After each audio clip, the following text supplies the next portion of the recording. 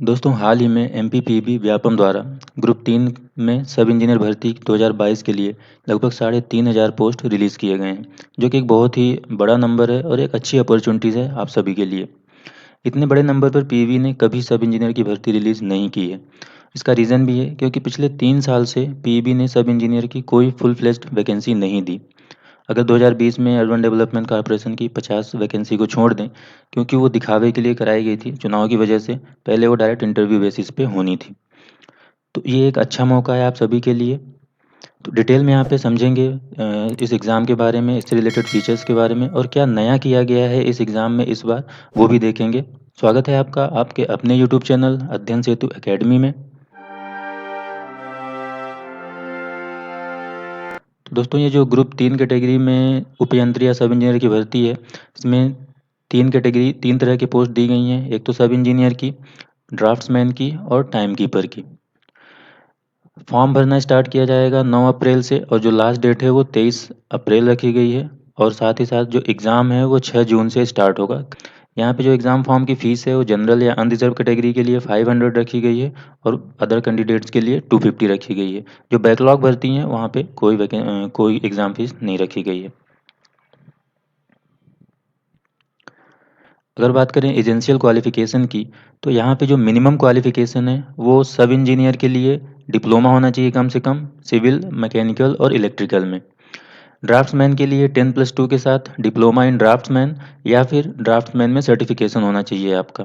और जो time keeper की पोस्ट है वहाँ पे 12th के साथ ITI in civil engineering required है। तो ये मिनिमम क्वालिफ़िकेशन है, कम से कम ये होना चाहिए, मैक्सिमम में आप कुछ भी कर सकते हैं।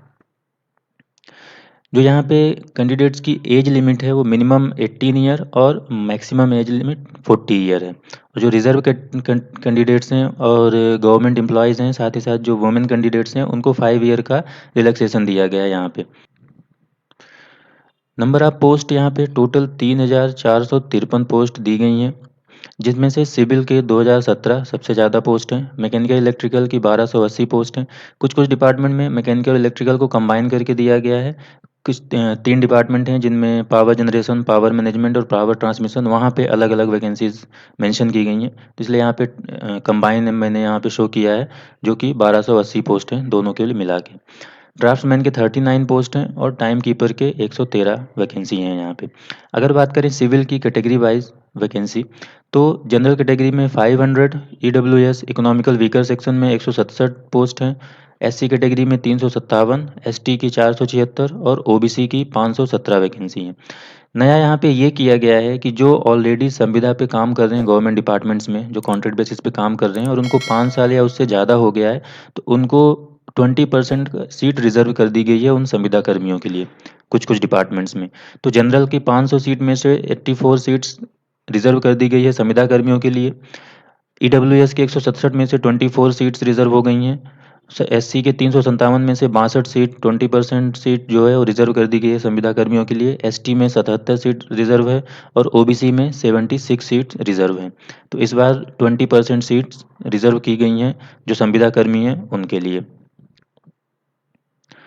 डिपार्टमेंट की बात करें तो यहाँ पे लगभग 16-17 डिपार्टमेंट के लिए वैकेंसी आई हैं, जिनमें से आपका MP urban development corporation limited है, इसकी वैकेंसी संविदा बेसिस पे है। MP warehouse and logistics है, एमपी हाउसिंग बोर्ड है, पब्लिक हेल्थ इंजीनियरिंग है, जल निगम लिमिटेड, ये भी संविदा की वैकेंसी है जल निगम लिमिटेड की। Water resource engineering, PWD, RES, नगरीय प्रशासन, नगर पालिका निगम, MP power management limited, MP विद्युत वितरण company limited, MP power transmission limited, MP power generating limited, pollution control board और सहकारी विपणन मर्यादित है। साथ ही साथ यहाँ पाठ्यपुस्तक निगम में भी एक वैकेंसी 2 वैकेंसी आई हैं जो कि मैनेजर वगैरह की हैं, वो इंजीनियरिंग पोस्ट से रिलेटेड नहीं है। अगर सैलरी स्ट्रक्चर की बात करें तो सब इंजीनियर कैटेगरी में जो सैलरी है वो 3 तरह से रखी गई है। जो अर्बन डेवलपमेंट कॉर्पोरेशन की संविदा वैकेंसी है उसकी सैलरी 43,000 फिक्स रखी गई है। जो रूरल इंजीनियरिंग सर्विसेज है उसकी जो सैलरी है वो 36,200 से 1,14,800 और उसके अलावा अदर जो सब इंजीनियर की पोस्ट हैं वो 32,800 से 10,000 1,03,600 रखी गई हैं। अगर बात करें ड्राफ्ट्समैन की तो ये जो रेंज है 25,300 से 80,500 है और टाइम कीपर की 19,500 से 62,000 रखी गई है। एग्ज़ाम पैटर्न की अगर बात करें तो 3 घंटे का एक ही एग्ज़ाम होगा जिसमें 2 सेक्शन होंगे, एक टेक्निकल का और एक नॉन टेक्निकल का।